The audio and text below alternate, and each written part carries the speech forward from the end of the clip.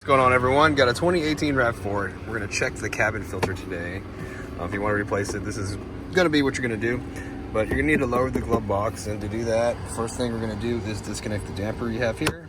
What we're going to do is just pull on it and it'll disconnect.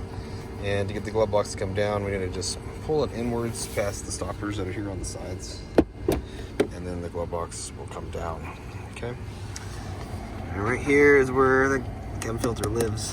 And to get this door off, we're going to squeeze these guys here and pull towards you, and it will come right out. You just notice that when we go to put this back, that left part is going to have to slide in right here. And we're going to close it like this, okay? So you can kind of see how this thing is made with these guys right here. These are going to go on the bottom. So just remember that. Pull out the filter here. Now this plastic piece here, we're going to reuse. And when you buy a new filter, you're just buying the element itself. Like this one is brand new, so we're not replacing it today. If you need one, I'll have the part number down in the description box and a link that takes you to Amazon.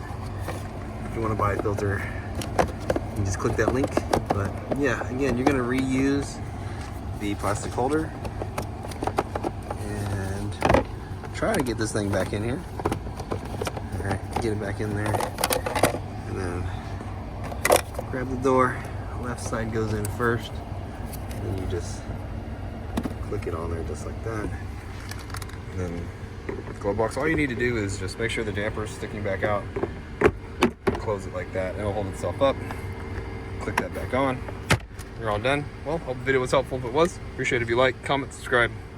You guys take care, be safe, have a great weekend.